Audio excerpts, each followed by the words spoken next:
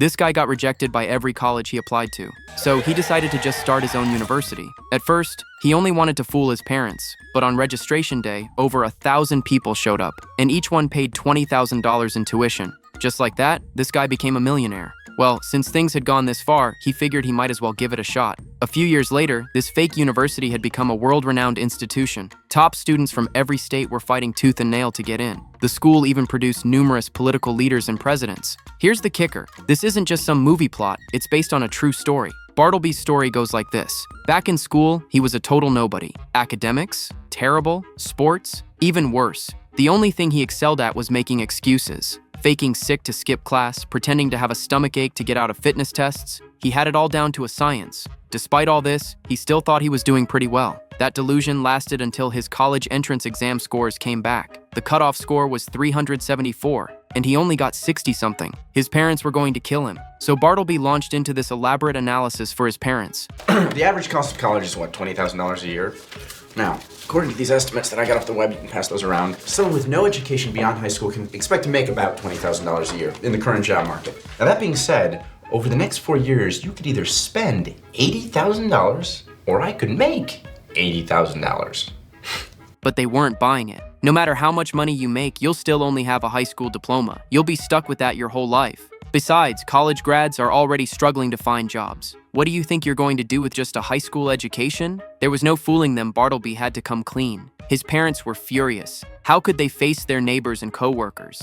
Everyone else's kids had gotten into college and were throwing celebration parties. When they went to those parties and he watched his parents fake smile and make small talk, Bartleby wanted to crawl into a hole and die. At least he wasn't alone. His good friend Hans missed the physical fitness exam due to a leg injury. Rory was so overconfident that he only applied to one prestigious university and didn't get in. Their other friend Sherman, on the other hand, was kind of annoying. Not only did he get into the century-old Harmen College, but he kept rubbing it in their faces, going on about, "What's so hard about these exams? Did you guys really bomb that badly?" Bartleby grabbed Sherman's acceptance letter, and suddenly inspiration struck. If no college wanted him, why not just create his own? He got right to work. He scanned the acceptance letter, removed the logo, photoshopped South Harmen onto it, and boom, a knockoff university was born. But to really pull this off, he needed more than just a letter. To make the school look legit, he got Sherman to help him build a fake website. His parents totally fell for it and even gave him a year's worth of tuition. Your mother and I can't wait to drop you off. Bartleby was in shock. Now he had to actually rent a place and make this fake college a reality. Turns out Rory and Hans knew the perfect spot, an abandoned psychiatric hospital. Just use that temporarily. It's got dorms, a field, offices, everything. Plus, it's right next to Harmen College. Spruce it up a bit, and it's basically South Harmen. A few days later, the fake university officially opened. They had everything except a dean. Sherman's uncle happened to be a retired Harmen professor who looked the part, so they recruited him. On opening day, they even hired extras to play students. Everything went perfectly. Bartleby's parents showed up with luggage and checked out his dorm. They were impressed with the facilities. Then came the meeting with the dean. This wasn't too hard. Just throw some educational philosophy jargon at the parents, talk about teaching objectives, that kind of thing. They probably wouldn't understand anyway, and what they didn't understand would seem impressive. Sure enough, his parents were satisfied with both the school and the dean, and they headed home. Bartleby dismissed the extras and was about to kick back and play some video games when he heard a commotion outside. He went to check and couldn't believe his eyes. Over 1,000 students who'd failed their college entrance exams were there. They came with luggage and $20,000 each in tuition. Bartleby never saw this coming. He'd just become a millionaire overnight, but this situation was unsustainable. He called Rory and Hans to figure things out, and they decided to come clean to all the students. But just as Bartleby was about to speak, one guy interrupted. When I got accepted here, it was the first time my parents ever said they were proud of me. Then many other students chimed in with similar stories. These were people just like everyone else who'd always struggled academically and were constantly looked down on by teachers. The phrase they heard most often was, "Your life is basically over." Over time, they'd become insecure, even self-destructive. So when a college offered to accept these so-called losers unconditionally, they felt truly encouraged and validated for the first time. Hearing this, Bartleby, himself a struggling student, was moved. He declared on the spot, Welcome to South Harmen Institute of Technology! this school was going to happen.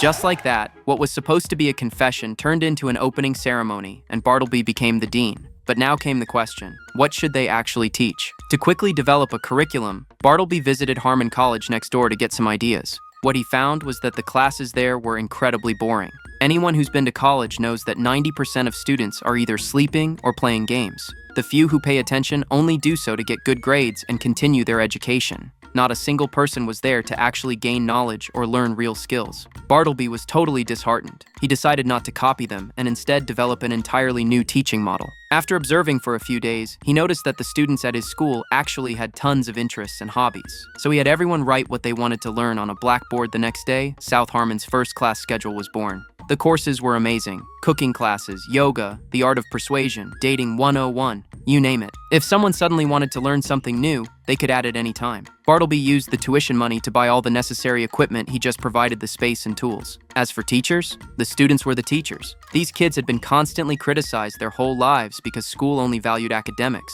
which wasn't their strength. Now at South Harmon, they'd all found their confidence, because these interests and hobbies were exactly what they excelled at. Some who loved food became self-taught master chefs. Gaming enthusiasts became esports coaches. Yoga lovers became yoga masters. One student who'd watched too much anime and wanted to learn psychic explosion techniques somehow actually pulled it off and succeeded. This is what college life should be like, but most people have forgotten. They think grinding away at books is life's only path to success. South Harmon helped them rediscover that confidence. Seeing everyone thrive, Bartleby was thrilled. But in some people's eyes, this was all just fooling around. Take Dean, the head of the real Harmon College. Ever since South Harmon appeared out of nowhere, students from other schools had been so drawn to the atmosphere that they wanted to transfer. Dean was furious. At this rate, he'd lose all his students. So he called the authorities and reported South Harmon. He even contacted all the students' parents without permission and told them the truth. Their kids were attending a fake university. It was indeed illegal, and Bartleby had no defense. He had to let parents pick up their kids. Worse yet, Dean sent him a cease and desist letter. South Harmon was forced to shut down, and Bartleby faced possible jail time. So what could he do? The best way to make a lie real is to actually make it real. He applied to the official department for university accreditation. If he could pass the hearing, the school could reopen. On the day of the hearing, all of South Harmon's students showed up. This wasn't just an evaluation of the school. It was a trial, determining whether struggling students even deserved to attend college. Dean, representing the opposition, immediately dismissed South Harmon. You don't even have a library. The courses you offer have no academic value. You don't even have proper teachers. What kind of university is this? Facing these criticisms, Bartleby didn't respond directly. Instead, he spoke for all the struggling students. And it's too bad that you judge us by the way we look and not by who we are. Just because you want us to be more like them. When the truth is, we're not like them, and I am damn proud of that fact. Yes, elite colleges have selective admissions, and that's fine. But rejecting struggling students from the very start and even opposing their existence, that's pure prejudice. And this prejudice doesn't just torment poor students. Even top students suffer under it. They compete ruthlessly under intense pressure, all for test scores. Is that what learning is supposed to be about? The truth is, 99% of people think like Dean, that students should just attend class obediently, take tests, and then they'll be successful. But what does successful even mean? Who gets to define that? These people constantly put down kids who don't do well in school, calling them societal failures and potential criminals. Bartleby wasn't having it. You know what? You're a criminal, because you rob these kids of their creativity and their passion. That's the real crime.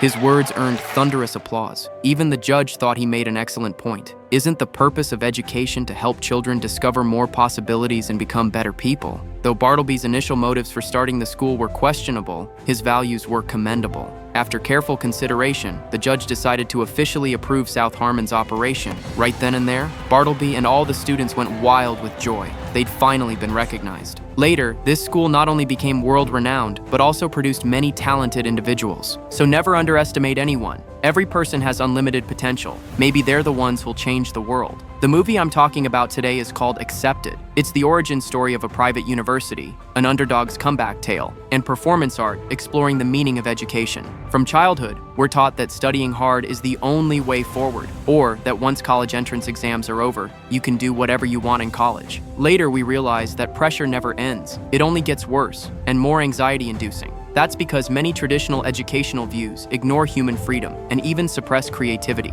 The movie's story beautifully restores that freedom. And how could the results not be good? There's a great scene in the movie where students write what they want to learn on a board, and that board becomes their class schedule. Everyone gets to explore freely, discover on their own, and create. Maybe the real world can't be as imaginative as a movie. You might not be able to build your own ideal university, but you can still live each day according to your own wishes and ideas. That's it for today's story. If there's a movie you want to see or hear about, leave a comment, click subscribe to watch more great content.